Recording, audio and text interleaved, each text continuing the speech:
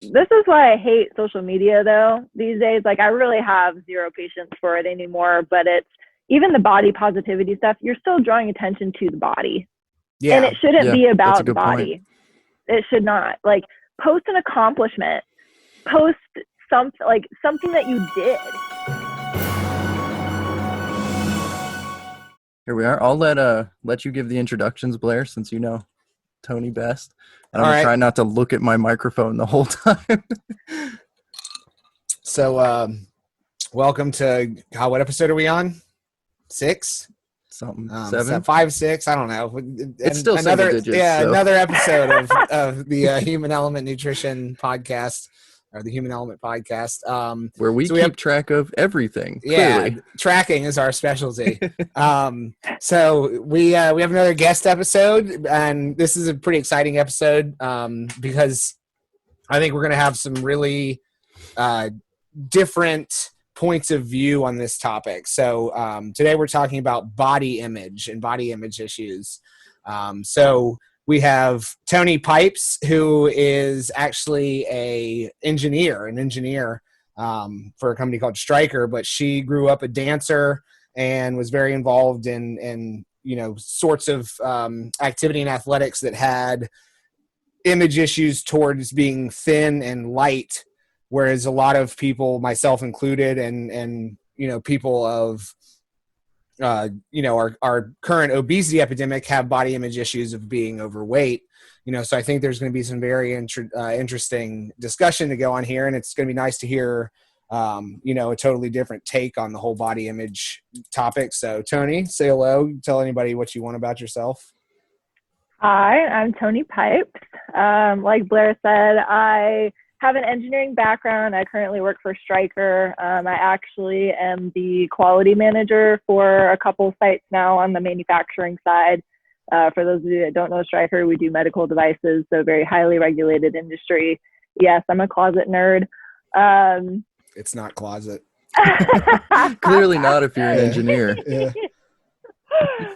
I've been in the Tampa area for 5.5 years now. I'm from all over the place. I was born in Washington State, grew up there for 10 years, lived in Montana, of all places, for a few years after that. And then I always say, when people ask me where I'm from, I always say California, because I grew up there in high school, finished out high school in North San Diego County. And then I went to good old Cal Poly San Luis Obispo, where I got my undergrad and graduate degrees in biomedical engineering. So that's a little bit about me. Nice. I do want to, before we get into the thick of this episode, I want to bring up, there was something I stated, I think it was on the episode with Dr. Foley, that turns out to be wrong. I don't know if you remember, Blair, when I said that kittens were better than puppies, because we had just gotten cats. They are demons. They are absolute demons. They are opening drawers. A known fact? It's stated here as a known fact. Yeah. I'm glad you cleared that up for everyone who already knew that cats are terrible. I mean, going through drawers, throwing things out of cabinets, it's just, nope, cats are not better than dogs. The evidence proves otherwise. Yeah, I mean, dogs poop in the house when they're puppies for depending on how good of an owner you are in training them, weeks, maybe a month, and then they're just done with that. Then their whole life is just being obsessed with you. Where that cats, you never get to that point. No. It's how can you serve the cat? Cats are very indifferent. They would eat your dead body if they could. So. Yeah, that's a fact. Yeah, but yeah, we're starting this podcast off right, talking about eating dead bodies. Hey, look, everything's about body acceptance. So even accepting dead bodies. But so a little bit of transparency for anybody listening or watching. We don't have notes for this one, so we're just going to kind of go off the cuff, really focus on dancing, how sports and everything. And actually, we don't know what we're going to focus on. Who knows? We're just going to talk. Ad lib episode number 1. Yeah.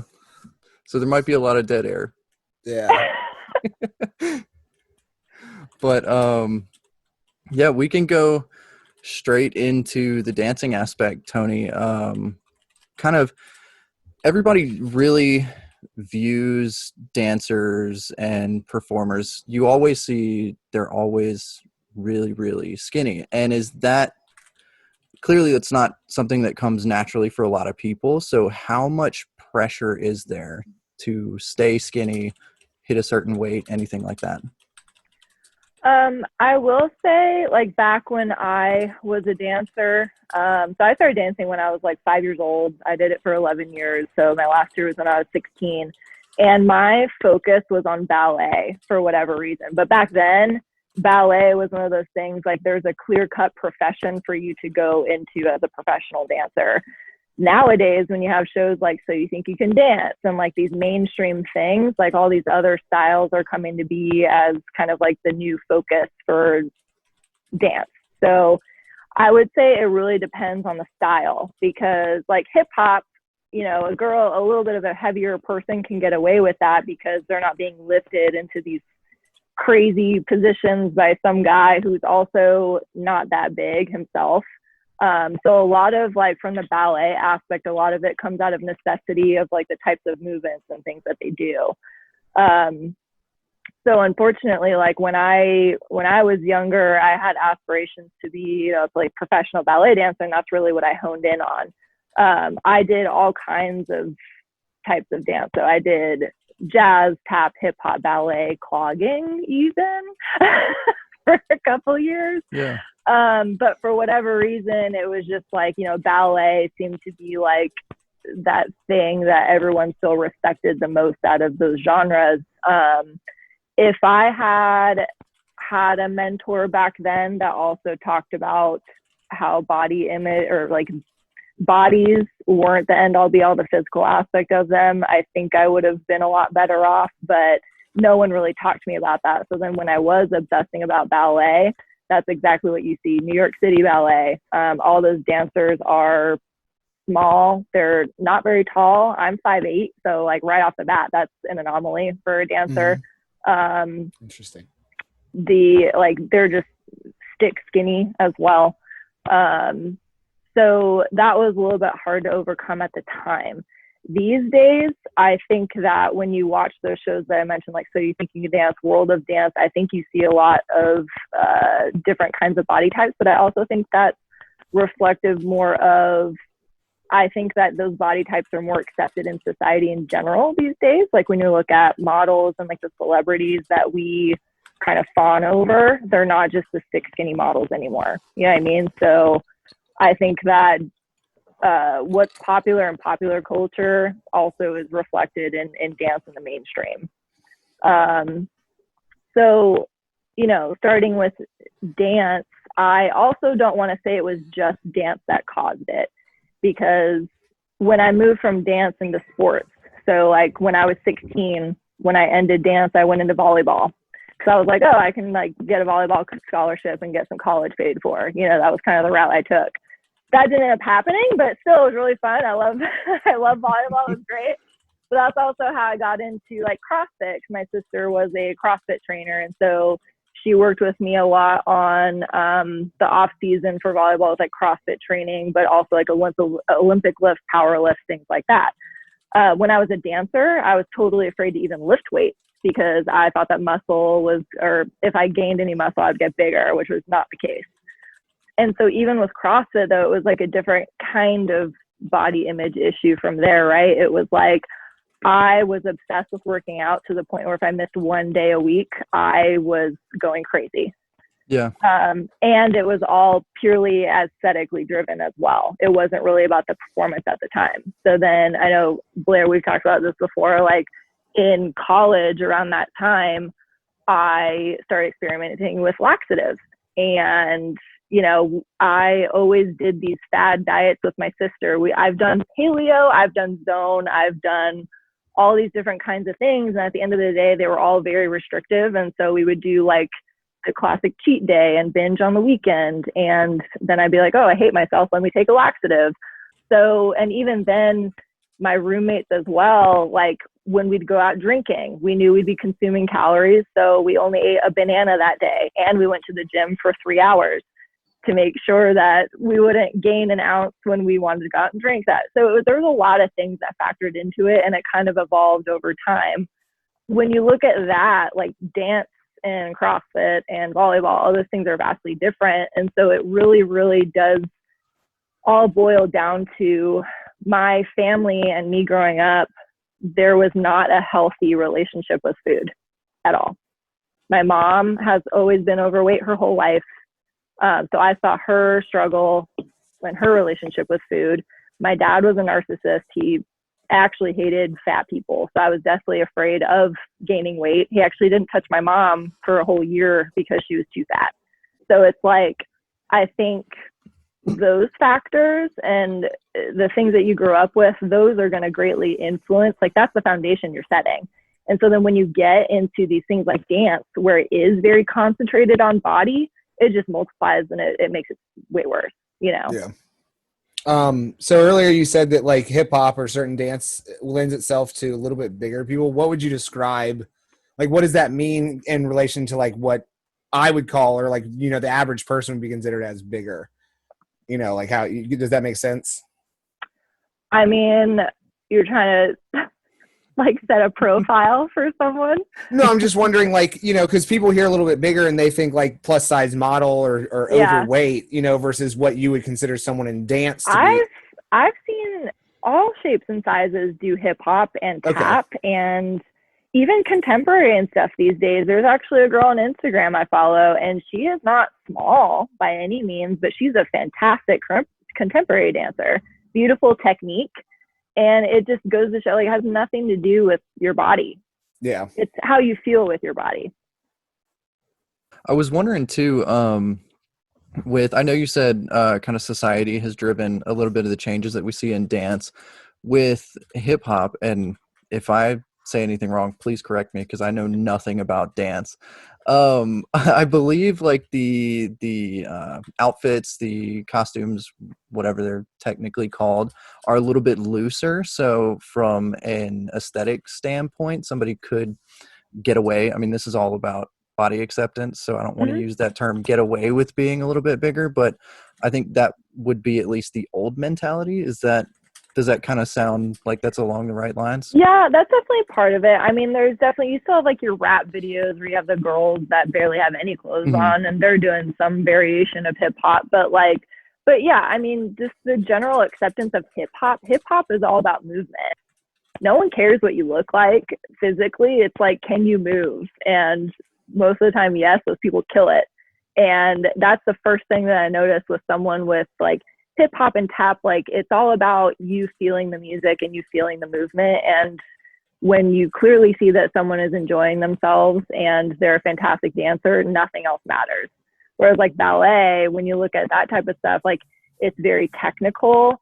It's all about the aesthetics. It's all about you'll hear people say like, oh, the lines on her. Like, it's just how everything comes together. That's a very visually pleasing performance. Gotcha. Yeah. So the more technical styles of dance would have like a stronger judgment to them as far as how you perceive the dancers, I guess. You could say that, but I also don't want to downplay, like hip hop definitely has technique to it as well. I meant more about from the aesthetic stand, like you judging correct. The person, the dancer. The style, yeah. Yeah. Mm-hmm. Yeah. So, when it comes to body acceptance, of course, it seems like everybody has a little bit ways to go. I mean, societal pressure is immense. So everybody needs a little bit of help with body acceptance, no matter where they're at. What was kind of the first clue to you that what you were doing, whether it was ballet or CrossFit or anything like that, might not have been the healthiest approach? I would say like I pretty much knew the entire time, but I just didn't care because I wanted to be skinny. Gotcha. I wanted people to think I was pretty. Okay. Yeah. I knew the whole time what I was doing. But I think, so for me, you know, a lot of that goes with confidence, right? Like, it's just kind of common sense. The better you look, the more confident you're going to feel. But we really need to promote the other way around. Like at some point, like the way you're built, you're never going to be a twig, right? And so you need to ultimately just be confident with the body that you were given. You're never going to look like someone else. And that's what I really struggle with, is like, I always compared myself to other people. I'm like, oh, I want to look like that. But I'm like, I'm not built like that. So I just have to be like the best version of myself. And so I would say after college, and I was an entirely different person back then than I am now. I would say since I graduated college, and actually since I started working and having like a lot of fulfillment with my job and really finding myself and my confidence with my job over the last 6 years, made me who I am today. Is she frozen? Your video's frozen and your audio's cutting in and out. Yeah. Wow. Oh yeah, we were both frozen. Where I was like, "Is it everyone? Is it me?" Okay. Yeah. What about now? All right, there. Your video's back. Your audio's back. Bit. Oh well, video froze again. Yeah. Oh no. This is how it goes. Yeah, well, it's fine. This is not for professionalism. This is for because we want to. Oh, okay. She's gone. Yep, there she goes. Well, all right, and that concludes this episode. Well, she's back, so maybe not. Yeah. Okay. All right. Yeah. I don't know what happened. Zoom kicked me off, or the internet kicked me off. I don't know. But so you were saying you were you were talking about college and graduating and getting into your career. Yes. Yeah. So I was tying all about that back to like confidence, right? So when I started working is when my confidence and my acceptance for myself like really started coming together. But back in college, I was not a confident person at all. I let, others' vision of me dictate how I felt about myself. So I was just not a very happy person in general. And I was just always just after like, how do I look better? How do I not gain weight? And it was just not a very healthy place to be. And so I think when I moved away from that, and I also started really appreciating what my body could do for me physically. So after CrossFit, I got into strongman for a couple of years. That was really fun for me. And it was quite interesting because strongman, you have to weigh in and you have to watch your weight. And I was a little worried that I was going to fall back into like my old mindset and everything. But strongman made me feel really good about myself because I could lift heavy shit. And it was awesome. Yeah. So I actually can imagine. I really appreciated what my body could do for me. And so that was really cool for me to like reflect on myself and how I handled strongman, and saw that like, wow, I've actually like come a long way in terms of my mindset and my body. So yeah, that's awesome. So how old were you when all of this started? I know you said you grew up with a little bit of some issues that developed this at home. Mm-hmm. So of course, body acceptance is a lifelong battle, but kind of really when it really set in, how old were you, if you don't mind me asking? Yeah. Honestly, as long as I can remember, like and my memory is terrible, but I would get flashbacks of like, when was that? When I was in Montana, it's like 5th, 6th grade. Every night before I got in the shower, I would stare at my body in the mirror for like at least 30 minutes and different angles and just criticize what I saw. Mm-hmm. And that definitely culminated when I believe I was 13 or 14. So in middle school, I like tried out bulimia for a little bit. And I say tried because I really don't know how girls do that long term, because it was really hard to do it the few times that I did. But I tried it and actually got caught and had a stern talking to by my mother. And so that kind of stopped that. But that just made me get very creative in other ways to handle food, right? So it was just like where I could skip meals I wouldn't eat or whatever. But I would say when I went to college was probably the craziest experimenting with like laxatives and just the crazy eating schedule that I had there. So I mean, it's pretty early. So like preteen. a lot of people don't realize, so like laxatives and excessive exercise and things like that are bulimia. Like that is purge behavior. So it's binge purge is typically what bulimia is. So like just because you aren't making yourself throw up does not mean you're not going under purge behaviors. It just means you're purging in a different manner. You are ridding yourself of energy, whether it's throwing it up or burning it off. Eating a banana and working out for 3 hours is bulimic tendency. So I don't think most people realize how prevalent eating disorders are: bulimia, anorexia, or disordered eating. It doesn't have to be a full blown. Yeah. I mean, it's like when people say like, I think her dad truly was a narcissist based on what she's told me, but a lot of people call someone a narcissist and they have narcissistic tendencies, so I think it's important for people, if you're listening, to note that having disordered eating is not a eating disorder. You can have disordered patterns without having a full-blown eating disorder. It's not saying that's better per se, but they are slightly different. So yeah. Well, and that's a really good point, because anyway, I am going to cut that out, but just a little bit of being able to relate there. Yeah. Well, it's interesting because, Toni mentioned it, and I think it's important to note, we start to just call it confidence, but it's called self-confidence. We develop our self-esteem and our self-confidence from self, but we don't. We're supposed to. People tend to develop it based on what they perceive others think of them, or what they hope others think of them, or plainly whether or not people want to date them, and then they have this negative self-reflection. And I actually just posted recently, I lost over 100 pounds and I had abs, and I still thought I was a fat person because I never handled that mental side of it. I was a fat person my whole life. I was morbidly obese. I lost all the weight, and I still, the only thing I saw myself as, I was never good enough for me. And unlike Toni, I had confidence even when I was obese. I never even thought about it until I started getting shot down by people. I didn't know. Clearly, if they're not dating me, but they're dating my friend, it must be because I'm fat, and that's where that kind of stemmed from. So my confidence was chopped down by others in high school, but it just stuck with me because it was a very developmental time in my life. But it's weird to look back and be like, I was 185 pounds and pretty much shredded, and I vividly remember thinking of myself as a fat person.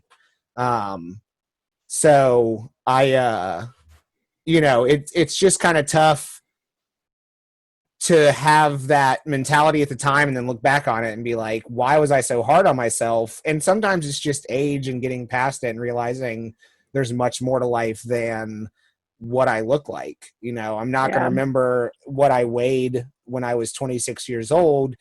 When I'm 40, I'm going to remember how much fun I had in my life and the good times and things like that, not a number on the scale. So no, it is really sad. I come across my old dance pictures and stuff when I remember I thought I was obese, and I look at them and I was a twig, and I was like, to imagine all of the hours that I wasted hating myself when I could have just appreciated. God, it sucks, but it's one of those things. Like I said, it's not dance or any of those activities that cause any of it. It's for me, it started at home, and a lot of deep-seated issues. And I really wish that if someone had, clearly people knew about it, and that's when you need to either go get some help about it or just stay close to that person about the topic or something to pull me out of that rut, because it lasted for years, Yeah. Disordered eating and just everything that encompasses body acceptance and feeling like you're not good enough, that's so hard to pull yourself out of. So if you do see somebody who has disordered eating, definitely, if they seem receptive to you bringing it up directly, bring it up. But if not, just be supportive, because I don't have experience with this. So if anybody as far as how to properly help somebody with an eating disorder, But so forgive me if I say something wrong. My understanding might be a little bit like depression, where if you have somebody there, it's better than not having anybody there at all. And there is, when somebody finally decides, oh, maybe I need help, there's a hand to grab onto. So that's my perspective when saying just be there for somebody if you see that they have an issue with that. So does that kind of sound like something that would be along the right lines? Yeah, I do think so. And in my case too, with being in dance, I love dance. Like to this day, I still dance when I can. I try to go to dance studios. I'm a huge silent disco fan. You'll find me there once those start back up again. I'll be the first one out there. But what I wished would have happened was, like, my dance teacher was very much aware of my image issues as well. And it's like, I wish that someone would have mentored me from the dance world to let me know that it is not all about the body, right? Like, or she could have veered me into some other genre that wasn't as uptight about the body, right? Because at the end of the day, like, you do need a certain physique for ballet. Like it's not coincidence that all of them look the same. Like, it is kind of needed for that type of dance. So I just think, like, mentorship in those areas definitely goes a long way. And I say that because, like I said, I still love dance. I fully believe every little girl should go to dance classes. I think it does teach confidence with the right setting, with the right mentors. It teaches coordination. It teaches grace. It teaches etiquette and manners too. Like, I'm a huge proponent of dance. But it's just, if you know someone that has those issues, I mean, first of all, they have to be receptive to help. And if they are, then absolutely it's either you help them or just really recommend that they go see someone. Yeah. And the thing about having mentors or just an authority figure in general that's there to help you with body image, confidence, or just let you know that, hey, those things don't mean as much as you think they mean, that's super important. If nothing else, it starts to chip away at your perspective on it. So there was one day where I was, freshman 15, go off to college, you start to gain weight. So there was one day where I was really stressed about that. I was like, you know what, I'm gaining so much weight, I'm getting really fat. And I was like, hold up, let's take a second. So I actually took a second to shift my thought process, because I wanted to know how much of it was psychosomatic, if I'm using that term right, how much of it was a placebo effect. And instead of, you're too fat, shift the thought process to something kind of on the other side of it that I know I have difficulties with too. Well, you know what? You're too scrawny. You're not muscular enough. And so start at your baseline, too fat, look at yourself in the mirror, see what you see, go away for 5, 10, 15 minutes, shift my perspective around, go back to the mirror. And what I actually saw in the mirror was totally different. Like, instead of when I was in the mindset of, I'm really fat, I need to lose weight, I saw myself as this huge, like, roundish, bulbous, kind of super obese person. And then when I switched it back, it was super thin, you look flat. Like, the body fat was still there, but it was the overall general shape that was different. And so I believe there's a term for that called body dysmorphia. I don't believe I have that because it wasn't on the extreme end, but your perspective does manipulate how you see yourself. So having those mentors or somebody that can help you realize that, it doesn't really matter, or kind of get you grounded in a sense, are, invaluable. Absolutely invaluable. Yeah. Couple things I want to weigh in on that. This whole so my dad was a social worker, and it's very so. One thing I think everyone needs to be to do is familiarize themselves with what's called the trans theoretical model, which is basically the stages of contemplation. So if someone's not in the right stage of that model, basically, if they're not determined or ready for action, there's almost nothing you can do for them. You cannot force them to contemplate. You cannot force them to be ready for change.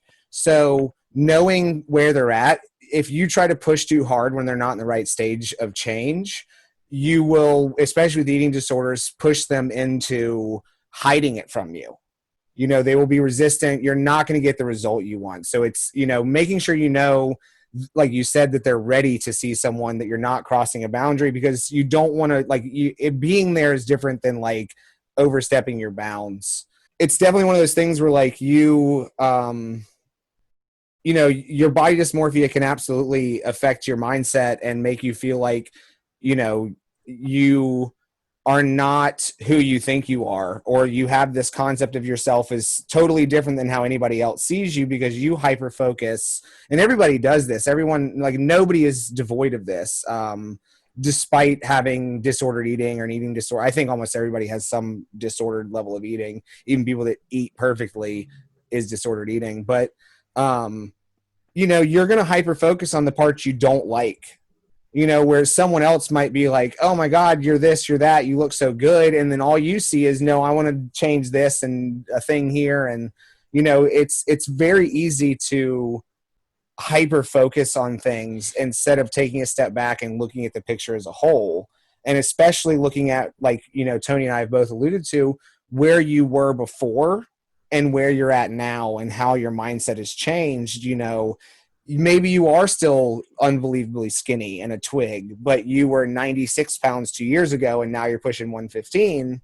That's a huge progress. So I mean, there's a lot of things like that can help a lot as far as taking small victories and making sure you're in the right step or preparation in the process of change before you push somebody or push yourself too hard. Yeah. I think, for me, like I said, I was the one that changed myself.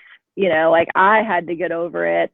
I never had a mentor, but I still think someone who understands and someone who can give you a different perspective. I think perspectives are always great with whatever you're doing. Mm-hmm. I think that that's really valuable, but it all has to start with you. Like if you don't recognize that you need help, or you don't. She froze again. Pipes is gone, so she's just she's totally frozen. Oh, hello. She might be coming back. Okay, all right, I'm back. T Pipes, yeah, again. I'm here. This is fun. What was the last thing you guys heard? About having a mentor who will listen and offers perspective and perspective. Yeah. Yep. So that's nice, but it has to come from you. So because you're the one that has to live with yourself, you're the one that has to change your own perspective. Because I used to do all the time. It was nice when people complimented me, but in my head I was like, yeah, right. They want something or whatever. I just didn't believe what they said. And so now, and I'm not totally cured. There's definitely days where I wake up and I don't feel that great about myself. And I think that's always, I don't think you're ever going to get rid of those issues entirely. But it's not like you sit there and obsess over them anymore. I don't waste my time looking in the mirror every single time I pass by it and scrutinize my body. At the end of the day, there are bigger things that I'm concerned about. So yeah, that's fair. And so if somebody didn't have a mentor or somebody to even reach out to, like you said, it does come from yourself. What are some things that helped build that confidence and that self-esteem? Find something that gives you that confidence. Like I said, for me, I really didn't get it until I started working, and it's because I do my job damn well, and it makes me feel good about myself, and gotcha. I know that other people respect me, and it's, you just need to find that one thing that you really, really enjoy, because when you enjoy it, I joke around about this all the time. I only like to do things I'm good at, because those are the things I enjoy. I don't like doing things I am terrible at. I don't like making a fool of myself. And when you do those things, that you automatically, you get like a rush of happiness or confidence, like whatever you want to call it, and you just feel good. So you need to surround yourself with more of those things. And I think over time, anything you do over time becomes a habit. And I really think you can change your mindset that way. Blair, do you have anything to add to it? Yeah, I actually, so I have a little bit of a different approach to that too. First, if you don't have a mentor in your life, you do ultimately likely have friends or someone that you talk to on a regular basis. And I tell people this all the time. I mean, I've even talked to Toni about it, where people always have this aversion. Almost everybody has this aversion to sharing things with people that they care about because they don't want to burden or bother them. And you have to ask yourself, when this person talks to me about their XYZ, does it burden or bother me? And if the answer is no, then that's somebody you can absolutely turn back and talk to. And if they don't make you feel that way, then that person is selfish because they are willing to shed their problems onto you, but not the other way around and listen. And then I think it's also, I found a lot of solace and happiness and improving my confidence by kind of asking myself, who cares? If I'm going to go do this, who cares if I'm the fat kid working out at the gym? Who cares if I go out? Like, I used to hate dancing. I like dancing, but I never wanted to go do it because I thought I was embarrassing. And then I finally just stopped caring. Like, first off, when you go out, like, you're almost never going to see these people again. And if they are somebody you're going to see again because you're like there with them or they're a friend or whatever, they don't care. Like, they're not going to judge you for it or make you feel bad for it. So, feel comfortable being yourself in front of the people that care and quit worrying about the people who don't matter because they can only hurt you. Like, maybe they'll give you a compliment. Maybe they'll like what you're doing or the energy you're putting out and you'll gain a friend. But at worst, they don't matter. So it's really important to just not care what other people think about you. I know that sounds easier said than done, but it's really not. Like, just stop. Like, it does. I mean, they're not important to you. They're insignificant. And if they want to make fun of you, they can be a wallflower and make fun of you behind your back. You're never going to find out about it. If they don't want to like you for being yourself, fuck them. Just fuck them. Who cares? I mean, like, it's the sad truth. Yeah. But, I mean, great place to practice not caring. Go to a silent disco. right. So, Nobody. I mean, like, now an unofficial ad for silent disco. yeah. Because you can just be like, I had never even heard about that until tonight. they're so sweet, good. man. You'll be at a silent disco and like you'll all of a sudden like somebody's shit will change to because it tells you what color by what station they're on. So say there's like 3 or 4 stations, and like one person will walk over and like point to the color and they'll change, and then you'll see the whole room just like shift blue all of a sudden. And you're like, oh, blue's beating down, and everyone switches. Yeah, it's funny. Yeah. Gotcha. Yeah, so there's always like 3 stations. What's a professional talk here? So there's 3 stations with 3 different genres of music. It's usually like rap, like 90s hip hop kind of rap, and then there's like top 40 kind of hits, and then the other one is like 80s, or like sometimes there's a theme to the silent disco. So I've seen like Latin nights or something like that. So that's usually the 3, and yeah, each station's a different color, and like you can just tell what the great stations are when like the whole room lights up a certain color, and then it's great. And then you take the headphones off and all you hear is feet shuffling. It's so great. They're creepy when you first walk in and don't have your headset on. Like, you're like, what on earth? Yeah. Did I just join a cult? Yeah. With a $20 cover the Kool-Aid is in the, okay. Yeah. But Blair makes a good point with just not caring. And I think he may have said this on one of our early episodes. Most people are too involved in their own lives to really care. So I know it's hard to not care because you care, but think about it this way. You're so involved in your life that something you care about on your own body, you assume everybody else cares about because you can't take that step outside of your own life. Everybody else is like that. So nobody's really looking at and scrutinizing your body. And just because they're inside their own little world. So if that helps. You just gave me a great, like, I quote, I guess. I don't know. It's going to be an Instagram post coming up, but like, go for it. If people cared half as much about themselves as they do about what other people think of them or what they think other people think of them, you would be so much healthier and happier. Like, people care too much about the wrong thing, which is perception, not self-care. So if you just put that energy into yourself instead of worrying about other people's opinion, like, your life would be forever different. You know, you'd have less stress because you don't give a shit about what that person thinks. You know, who cares that? I mean, you can ask Toni, or I mean, if you ever talk to my roommates. Oh, she's gone. She just froze and blooped out. Yeah, she can listen to this later. Keep going.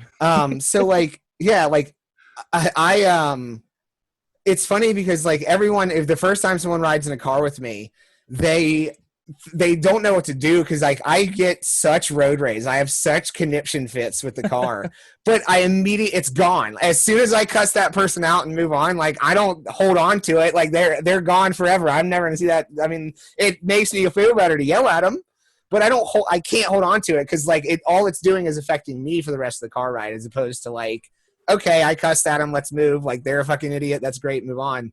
You know, but like, your stress just starts to evaporate. Like, I'm never stressed out really. I mean, sometimes, but it's very rare that I get real stressed out or overwhelmed because I just don't care. Like, I'm passionate about things. I'm not saying I'm not apathetic, but like, well, you're living in the moment. Yeah. I just really can't care about what that's I care about what my friends think about me because I love them, but yeah, I can give you another quote. Like, cussing somebody out in road rage in the moment is your meditation. Yeah. It's there and it's gone. And I meditate a lot. So I keep I started writing things down because I was like, oh, hey, bring this up, but later. And I've run out of things. Did you have anything, Blair? Nah. Toni? Is this going to be what time are we at? Is this the first episode where we're not going to reach an hour and 15 minutes? I think by the time you cut down, yeah. You know, but we've alluded to multiple times about, you know, so I think it's important to just kind of start wrapping down with it is just because you are focused on body positivity and accepting yourself does not mean that you can't also desire change or want to be better. You know, Adele was very body positive, but still lost weight. You know, there's still a reason to be healthy, but also accept yourself for where you're at. You know, like, you don't have to hate yourself because you wish you were lighter, leaner, heavier, more jacked, whatever it is.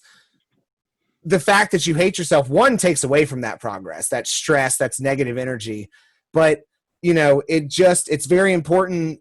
Be positive, accept yourself, love yourself where you are, and want to be better and want to change as long as it's for you. And I think Toni said it multiple times, like, you have to do it for you, not because you want so-and-so to think you're hot or because, you know, what's her face on Instagram has abs. You know, that stuff is it's vain, but a lot of times people that have abs and look great and blah, blah, blah, and post on Instagram have massive body image issues and bigorexia or body dysmorphia. And like, you don't see their eating disorders. They post their abs. You don't see their credit card debt. They post their trips, you know? So like, quit diving into what people are showing you and then hating yourself for it. You know, accept yourself, love yourself, be better, do better, desire change, but it's got to be all encompassing. Yeah, and this is why I hate social media though these days. Like, I really have zero patience for it anymore, but it's even the body positivity stuff, you're still drawing attention to the body. Yeah. And it shouldn't be about the body. It should not. Like, post an accomplishment, post something that you did that contributes to something, but who the frick cares if you're feeling yourself? Like, don't post a goddamn selfie in a goddamn mirror. I don't care to see that on my feed. And again, even though you do feel good about yourself, you're still making it about your physical appearance and how your body looks. And that's not what it should be about. When I'm 90 years old, do you think I'm going to care what my body looks like? Well, yeah. And I mean, I think that's a great point. Like, Do you know how many times I've seen someone who's overweight post and it's so popular right now. How do you have a beach body or a bikini body? Step 1, go to the beach. Step 2, have a body. I've never seen someone who's not overweight or in shape post that. You are alienating people. You are not helping anybody by posting that. Like it is not a positive post to be a super fit girl and put have a bikini, wear it, have a body, because the people that don't look like you that you think you're helping look at that and say like, oh wow, I'm never gonna look like her, so I couldn't post this picture. You know, like Toni said, you're still drawing attention to the body, and not just the body, your body. It's a veiled vanity post is what it is in my opinion. Yeah. Like I used to be a lot more active on social media, and a lot of it was my strongman stuff, which again, that was like events and like cool videos. But occasionally I'd pop like a selfie in there, like some motivational thing. And at the end of the day, I was just like after likes, you know what I mean? Like I wanted my thing to get noticed, and that was not healthy either. So it's like, I hate social media. Yeah. I'm just on it for the dad jokes. Nice. Yeah. Memes. Yep. That's fair. But yeah, Blair, that makes a good point about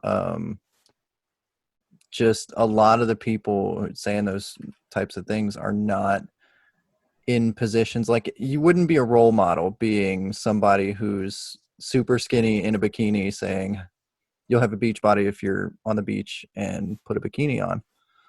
Like it doesn't make you a role model, and it probably doesn't help as much as you think it does. But Toni froze again. Toni?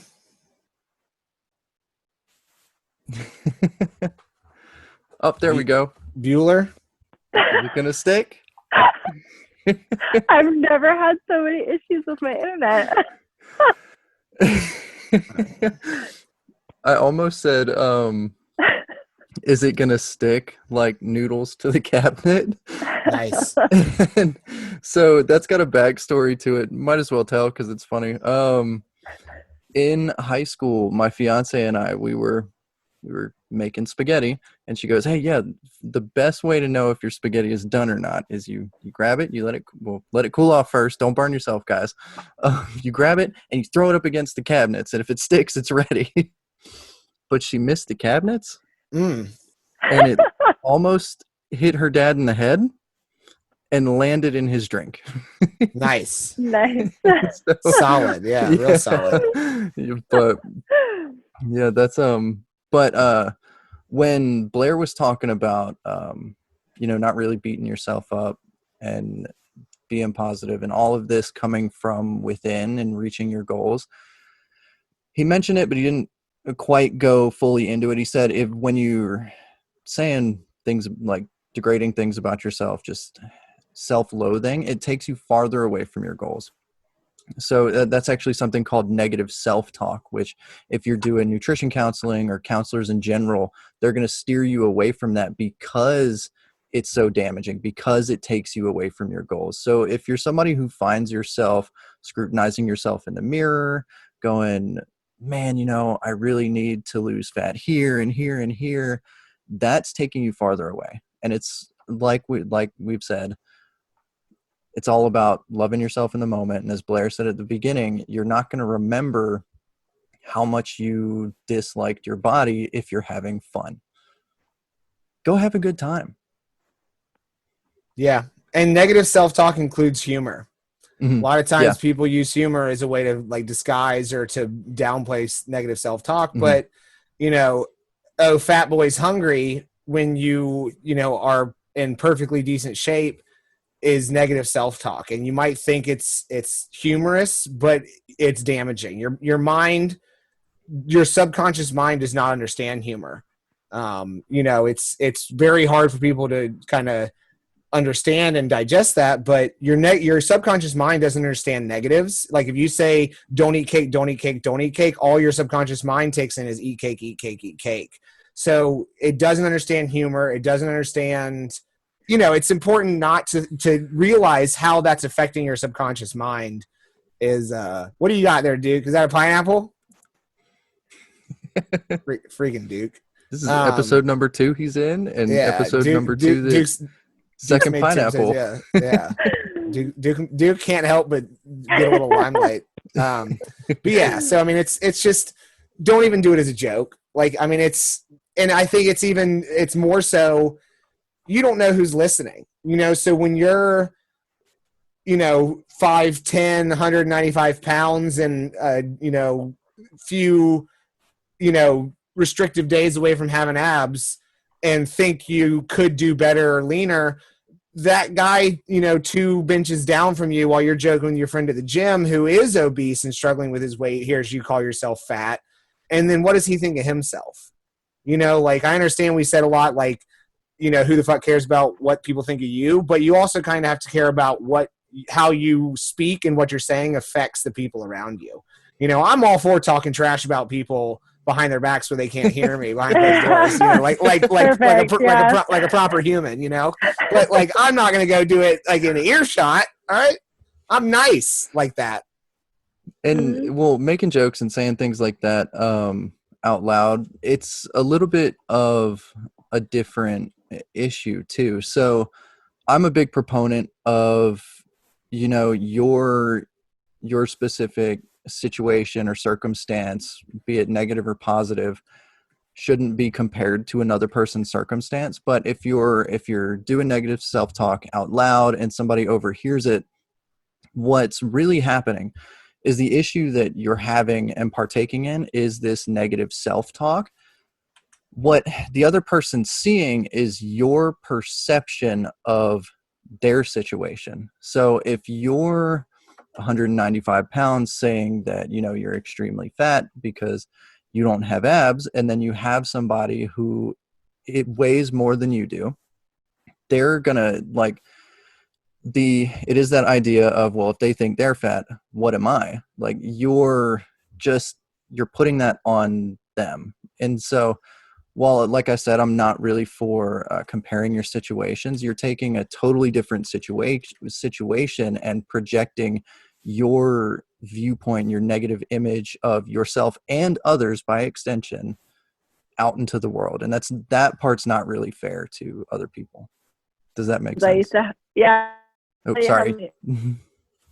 My internet. Yeah, it's Can you going guys still in hear and out. me? Yeah. Yes. Okay. Whew. I can't tell you how many conversations I had like that growing up, whether it was friends, like, oh, you think about now you're cutting out. no, still? Okay, it's hit or miss. Yeah. Oh my. Well, Send it in Morse code. yeah. Sign language? I don't know. Well, the video's cutting out too, so. Oh, is it? Crap. Yeah, okay, never mind. No, I was gonna say, then I'd have to explain, like, I don't see you like that. I see myself like that. And it's you hold yourself to higher standards than you hold other people. And well, I guess I hold other people to higher standards too. But in that sense, with body, that's true. body-wise, in terms of body image, though, like I had a lot higher standards for myself than other people, and I think other people are beautiful. But yeah, those are really difficult conversations to manage, because then, like, you're inadvertently making other people feel like crap about themselves too. Yeah. And shit, just have fun. Just have a good ass time. Like, you always hear it when you're in junior high or early high school. People are telling you, cherish high school because it's going to be the best time of your life. And then you go off to college and they said, oh, that's going to be the best time in your life. If you're not having the best time of your life right now, yes. What are you doing? What are you doing? Yeah, I actually talked with one of my clients today, where I think it's interesting, and maybe this can just kind of be like a lead into the sign-offs, because we're kind of winding down. But now we're reaching that hour and 15-minute mark. It's funny how often people they limit themselves on their emotional understanding. And what I mean by that is there's such a range of emotions where people will say they use what I call the cardinal directions of emotions: happy, sad, angry. Where if you're, we lost Pipes again. If you are elated, if you are fanatic, if you are, entrenched with joy, people say happy. If you are, morose, depressed, if you are, sad, like people just use one word to describe these broad emotions. And the more you understand that elated and ecstatic are not the same type of happiness, it helps you understand yourself and your emotional states better. And you can't do anything about your emotions. You can process them and understand them, but you can't change them. You can't control them. That's how emotions work, so understanding that. But really, ultimately, happy is an emotion, and people think the point of life is to be happy, but the point of life is to feel joy in what you do. If you lose somebody that you love close to you, and the only point of life is to be happy, and you're happy all the time, you show up to that person's funeral happy, and that's not an appropriate emotion for that situation. So being happy is not the point of life. Being joyous and feeling content with who you are, where you're at, and having fun with whatever the situation is at hand and making the most of it is the point of life. So it's, the sooner you can wrap your head around, like, you don't get to be happy. It's great if you are, and you should work towards it, but you're not owed that. So, find the joy in it, find the fun and the journey, and really, like, live life a day at a time, live life one step at a time, and just be in the moment. Yeah. That's actually really nice coincidence there. So I'm currently reading a book about, I don't know if you've heard of Kundalini. It's something in it's an Eastern religious idea or spiritual idea. But one of the things that I read about a couple days ago, it was talking about emotions. Like if you feel sad or you feel depressed, just embrace it, like just feel it. And while you might not be happy about it, bathe in the feeling, because that is being human. So it's kind of like on those lines, like happy, sad, ecstatic, fanatic, grieving, depressed. Just embrace where you're at, and it'll be a night and day difference. Pipes, you got to sign off? I can't top either one of those, so. Okay. Well, then, shameless plug. Go for it. It's hold up. I don't think he can say shameless. I told him he should do an ad I don't have any shame, so shameless. Very shameless. Yeah. I don't have shame in most things, so everything I do is shameless. So yeah, Nick brought it up earlier, but so my company, the Human Element Nutrition, we are rolling out full force currently. We have four programs. One is designed for athletes, whether they're retiring, developing, or what we call free agent, so between seasons. So if you're an athlete and you stumble upon this, then you should call me. But the main ones that we're driving right now is the one-on-one counseling, which is biweekly meetings, and it's focused on nutrition education and emotional support. So it's going to be everything from understanding the facts of nutrition to diving into some of those things like cravings and understanding, why your body works and why you treat yourself in certain ways. And then we have a small group classes or corporate wellness kind of package, which we are conducting with like high-end apartment complexes or businesses that want to help educate their, it's more lighthearted and fun for like employees and residents. So it's going to be more stuff on like fad diets and the truth behind them and things like that. And then we have, if you happen to be a gym owner of any sorts, especially CrossFit, we are working. So Florida actually just passed something called the Employment Opportunity and some bullshit act, where basically trainers and any other asshole are allowed to give nutrition advice in Florida as long as that person doesn't have an underlying disease. But basically, if you went to 10 different trainers, you would get 10 different nutrition advices. So the idea of this program is to help educate trainers and gym owners and coaches alike on how to give the best basic nutrition advice and really understand those core principles. And we are actually working on having an official certification so that you can hang it up in your gym and offer, as that this is a not credentialed, but certified, educated group of trainers. So if any of that interests you, you can reach me. My email address is humanelementnutrition@gmail.com. That's really the best way to find me anywhere. My website is humanelementnutrition.com. My handle on Instagram is the Human Element Nutrition.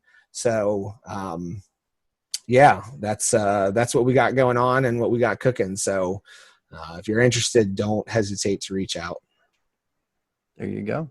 And on my end, I got nothing. I'm still in school. So I have 2 exams this week. So if you got prayers, good karma, thoughts, energy, whatever you believe in, if you want to send those my way, let's see them. So, Toni, did you have anything to plug? No, don't contact me, please. Yeah. Toni loves talking to strangers. Hang on, her number is. Yeah. That's the best. Yeah. That's the best way to sign this off. So, thank you for listening, guys, and we'll see you later. All right.